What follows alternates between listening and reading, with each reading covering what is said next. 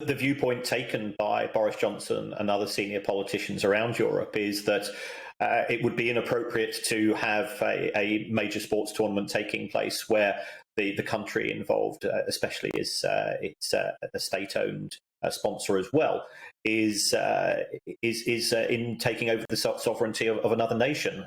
So I think this is part of the soft power response being shown by the European countries, including the UK, and clearly the sanctions being put on by the US as well.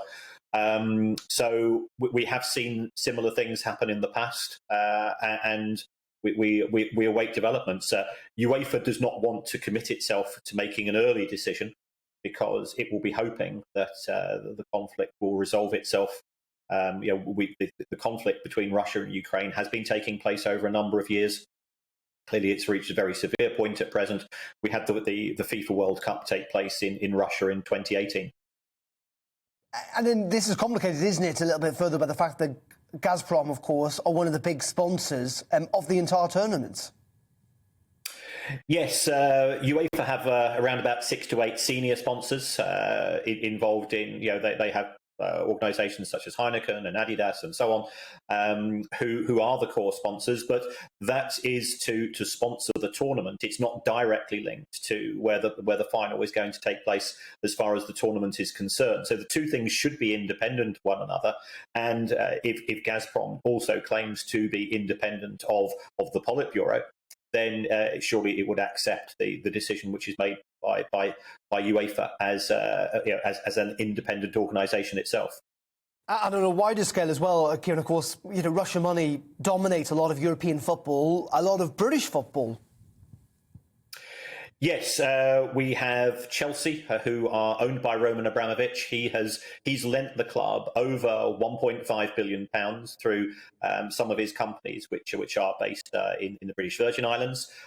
We have Everton, who are that they have a financial investment from Alisher Usmanov, who has the naming rights, or an option for the naming rights for the new Everton Stadium. He has sponsored the name of the training facilities. One of his companies, Megaphon, sponsors Everton's women's team. And then we've got the likes of Aeroflot, who are Manchester United's official airline. So Russian money and English football, and also European football, because Gazprom themselves are shirt sponsors elsewhere in Europe, is significant sums. It is really significant. So what happens, what impact potentially could sanctions have on the game of football? As you've pointed out, many of these clubs are owned or partially owned by oligarchs. Well, I think a lot of it depends on cash flow and also where these individuals have their money based. Even if the UK government puts sanctions upon the UK-based assets of the likes of Alisher Usmanov or Roman Abramovich, they do have a very diverse set of investments and assets around the world. So there's no evidence that, certainly on a short-term basis, they would have any cash flow challenges. Roman Abramovich has been incredibly benevolent to Chelsea over the years. Chelsea have lost more money than any other club in the history of the Premier League, but he will point out that they're currently the Champions League champions, and that has warranted his investment. And just very finally, Kieran, what's your sense of all of this? The argument that sport and politics should be separated, that we shouldn't be mixing the two. Is that your view, or your view that that's an impossible position to take, and that in the end, sport is used often by countries like Russia and China to boost their image abroad, and thus it is fair game to say that Russia shouldn't be allowed to host this Champions League final? Well, we do have sovereign wealth funds from UAE and Saudi Arabia owning English clubs. So their politics and sport are inextricably linked.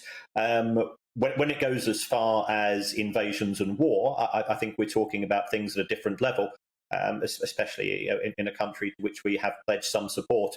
So I anticipate that if matters continue to escalate as far as the Ukraine is concerned, there will be increased pressure on UEFA to find another place to host the final.